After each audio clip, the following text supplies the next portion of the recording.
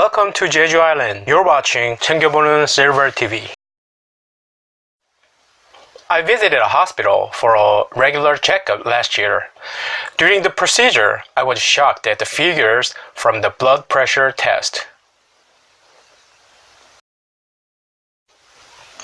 The systolic blood pressure was 170 and the diastolic blood pressure was about 140. As the blood pressure tests were repeated to make sure the numbers were correct, the numbers were rising and eventually rose to about 180 over 140, which led to the decision that the endoscopy was not possible. All the tests planned for that day were cancelled.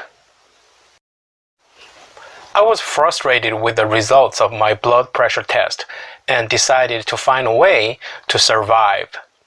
After gathering and double-checking information on YouTube, I chose a diet and started to change all my eating habits so far. Telling you a little bit about my eating habits until then, I'd been eating all edible stuff, especially carbonated drinks like Coke, Sprite, Fanta, or Dr. Pepper, oh, my favorite, pizza, hamburgers, and tons of instant foods. Of course, there's no reason to stay away from meat and flour-based diets. Plus, overeating and periodic binge eating to relieve excessive stress from work. Seriously, the worst in the world, I can say. Alright, I will quit talking about rainy days. From now on, let me start sharing my experiences to get out of the chaos. My diet overcoming hypertension first began to limit flour-based recipes. And instead of rice, I began to focus on beans, grains, brown rice, and oats. Instead of deliberately reducing the intake of meat, just increase the intake of vegetable. Started drinking special water. I've been drinking by now instead of sodas.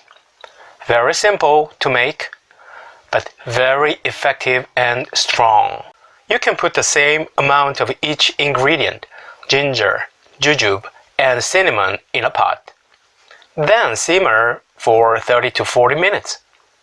You can try it as either a cup of warm tea or a glass of cold drink after cooling down. I also ate a lot of tomatoes.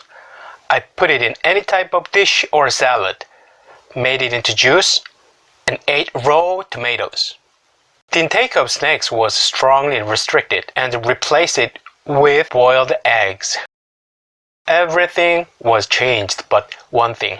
I couldn't throw it away seriously. My happy time in the afternoon with a cup of coffee and a piece of dark chocolate. My final call was to reduce the amount of them a little bit. It was really hard until the first 2 or 3 months. As time went by, my taste began to change after 3 or 4 months. In the amongst of such changes, I measured blood pressure one day in May. Soon as the figures came up in the LED window of the SMBP machine, I thought the machine was broken. 140 over 90 was checked.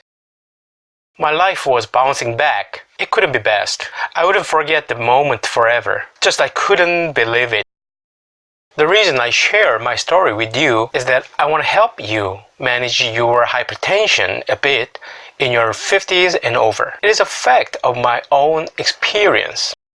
The second reason is the beneficial use of YouTube. Indeed, there is a huge amount of information on YouTube. I also got started as a creator and share information, but no one knows the reliability of that information. As long as you make wise judgments by carefully applying objective and critical standards, you could have had many more benefits than you think. It is true. Finally, we're all friends. Let's get connected on this playground. Looking at the turning point of 50, life seems to come in a different way than before. We can help each other in various ways and enjoy our lives like Mamma Mia. Thanks for being with me. See you again.